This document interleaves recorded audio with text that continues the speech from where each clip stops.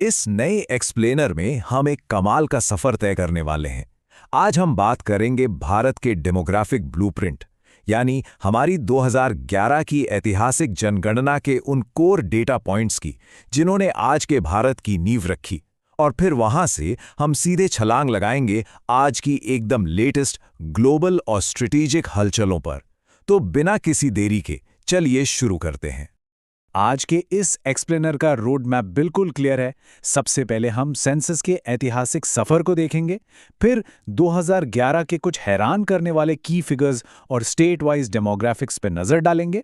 इसके बाद हम शिफ्ट करेंगे कुछ बड़े strategic decisions, health and security updates और आखिर में कुछ बेहद दिलचस्प डाइवर्स न्यूज़ पर। तो चलिए सबसे पहले बात करते हैं सेक्शन 1 की, यानी हमारी जनगणना का ऐतिहासिक सफर। देखिए, भारत में लोगों की गिनती करने का ये सिलसिला 1872 में लॉर्ड मेयो के टाइम से ही शुरू हो गया था। लेकिन अगर हम एक प्रॉपर हर 10 साल वाली रेगुलर जनगणना की बात करें तो वो 1881 में लॉर्ड रिपिन के अंडर शुरू हुई थी।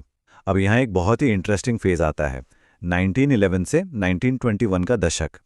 इसे इतिहास में द ग्रेट डिवाइड या महाविभाजक दशक कहा जाता है। क्यों?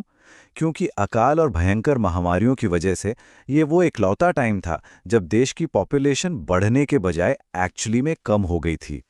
अब आगे बढ़ते हैं सेक्शन 2 पर, 2011 सेंसस के कुछ बहुत ही की फिगर्स पर। ये आज़ाद भारत की 7th और ओवरऑल 15th जनगणना थी। और ये रहा वो मैसिव नंबर जिसने सबका ध्यान खींचा, 121.09 करोड़। मतलब लिटरली 121 करोड़ से भी ज्यादा। जरा इस स्केल को इमेजिन कीजिए। इस एक अकेले आंकड़े ने हमें उस वक्त ग्लोबली नंबर 2 पर ला खड़ा किया था, सिर्फ चीन से थोड़ा सा पीछे। ये कोई मामूली डेटा नहीं है, ये एक पूरे राष्ट्र की कलेक्टिव पावर को दिखाता है। अब अगर हम इसके अंदर के नेशनल एवरेजेस को डिकोड करें तो 2001 से 2011 के बीच हमारी डिकेडल ग्रोथ रेट यानी दशकीय वृद्धि दर 17.7% रही। पूरे देश का ओवरऑल सेक्स रेशियो 943 दर्ज हुआ। और अगर साक्षरता यानी लिटरेसी रेट को देखें तो वो कुल मिलाकर 73% थी। लेकिन यहाँ एक बहुत ही क्लियर गैप दिखता है। जहाँ मेल लिटरेसी 80% के पार थी, वहीं फीमेल लिटरेसी सिर्फ 66.5% के आसपास थी। ये वो डेटा है जो हमें बताता है कि सोसाइटी में एक्चुअल में काम कहाँ करना है। चलिए अब आते हैं हमारे तीसरे सेक्शन पर, state wise demographics. National numbers तो हमने देख लिए, लेकिन राज्यों के लेवल पर तस्वीर एकदम अलग है। भारत में पॉपुलेशन का जो डिस्ट्रीब्यूशन है ना, वो लिटरली एक्सट्रीम से भरा हुआ है। एक तरफ हमारे पास उत्तर प्रदेश है, जहां देश की कुल आबादी का 16.5% हिस्सा रहता है। उसके बाद महाराष्ट्र और बिहार आते हैं। और फिर दूसरी तरफ सिक्किम को देखिए, वहां देश की पूरी पॉपुलेशन का सिर्फ 0.05% हिस्सा है। और इसी मिनिमम पॉपुलेशन वाले क्लब में मिजोरम और अरुणाचल प्रदेश भी आते हैं। है ना एकदम शॉकिंग कॉन्ट्रास्ट। और अगर हम इस चीज़ को पॉपुलेशन डेंसिटी यानी प्रति वर्ग किलोमीटर रहने वाले लोगों के हिसाब से देखें तो ये कंट्रास्ट और भी गहरा हो जाता है। बिहार में 1 स्क्वायर किलोमीटर के अंदर 1106 लोग रहते हैं, मतलब एकदम हाई डेंसिटी। वहीं अरुणाचल प्रदेश में उसी 1 स्क्वायर किलोमीटर में सिर्फ 17 लोग रहते हैं। सोचिए, एक तरफ इतनी भीड़भाड़ और दूसरी तरफ एकदम खुला स्पेस। ये सीधे तौर पर वहाँ के रिसोर्सेज और लाइफस्टाइल को इम्पैक्ट करता है।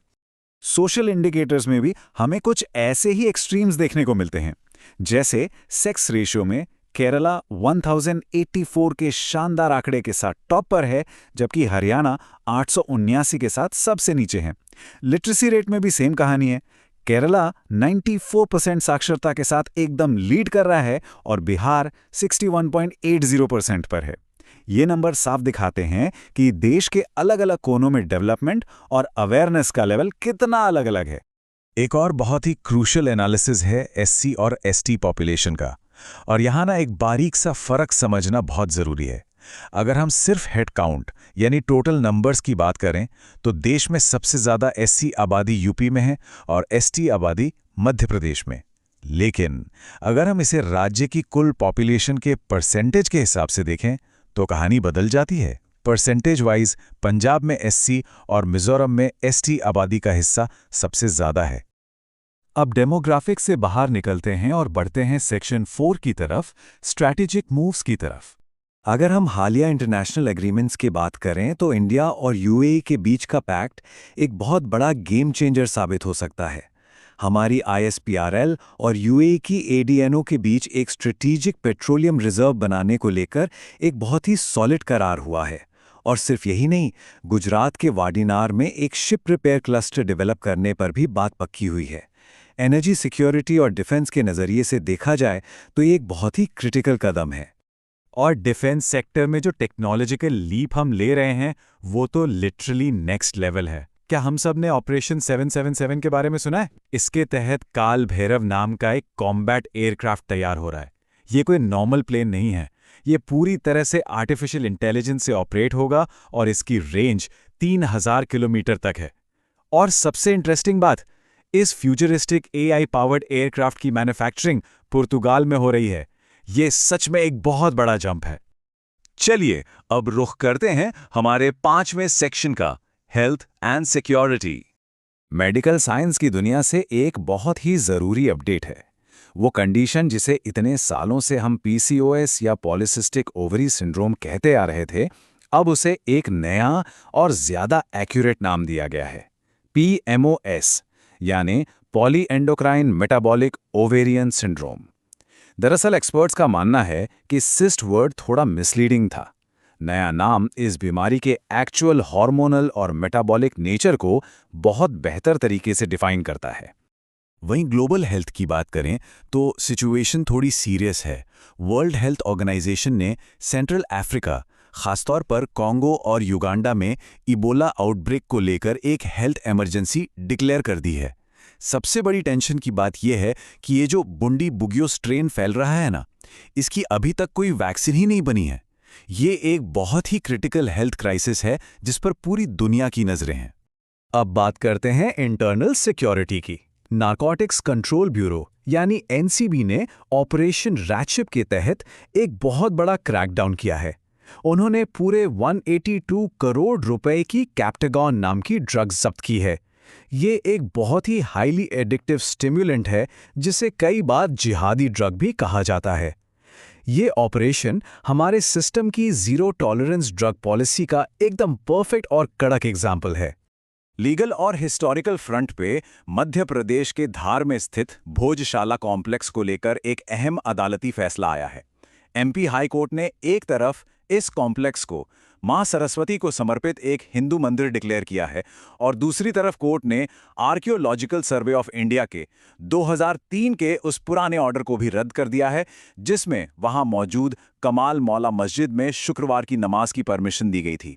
कोर्ट के इस फैसले ने इन ऐतिहासिक दावों को लेकर एक बिल्कुल नया लीगल फ्रेमवर्क सेट कर दिया है। और अब हम आ गए हैं इस एक्सप्लेनर के आखिरी हिस्से में, सेक्शन 6, डाइवर्स न्यूज़, कुछ और अहम खबरें जिन पर नजर डालना जरूरी है। फटाफट से कुछ शानदार अचीवमेंट्स देखते हैं।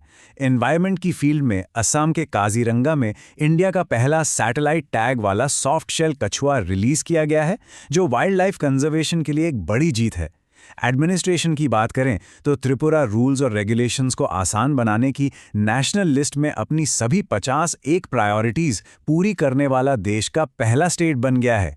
और ह्यूमन एंड्योरेंस की तो क्या ही बात करें, नेपाल के कामी रीता शेरपा ने 32वीं बार माउंट एवरेस्ट पर चढ़कर सच में एक अनबिलीवेबल रिकॉर्ड सेट कर दिया है। और स्पोर्ट्स में हमारी यंग जनरेशन तो बस छा गई है। उज़्बेकिस्तान में हुई एशियन बॉक्सिंग चैंपियनशिप में इंडियन मुक्केबाजों का जो मेडल हॉल रहा है वो शानदार है। अंडर 15 कैटेगरी में 27 मेडल्स और अंडर 17 कैटेगरी में 17 मेडल्स। इन युवा एथलीट्स ने इंटरनेशनल स्टेज पर अपना लोहा मनवा लिया है और ये इंडिया के स्पोर्ट्स फ्यूचर के लिए एक बहुत ही पॉजिटिव साइन है। तो 2011 के ऐतिहासिक जनसांख्यिकीय डेटा के ब्लूप्रिंट से लेकर काल भैरव जैसे फ्यूचरिस्टिक एआई वेपन्स और ग्लोबल हेल्थ क्राइसिस तक आज हमने बहुत कुछ कवर किया। अब सोचने वाली बात यह है कि जब हम अपने इतिहास के इन विशाल आंकड़ों को आज की इन नई और कॉम्प्लेक्स ग्लोबल चुनौतियों के साथ जोड़कर देखते हैं तो एक सुरक्षित और बैलेंस्ड फ्यूचर बनाने के लिए हमारा अगला कदम आखिर क्या होना चाहिए? ये एक ऐसा सवाल है जो हम सबको अपने आप से पूछना चाहिए। इसी विचार के साथ हम आज के इस एक्सप्लेनर को यहीं खत्म करते हैं। जुड़े रहिए और सीखते रहिए। वीडियो को लाइक करें, चैनल को सब्सक्राइब करें। वीडियो अच्छा लगा हो तो कमेंट जरूर करें। धन्यवाद। जय हिंद, जय भारत।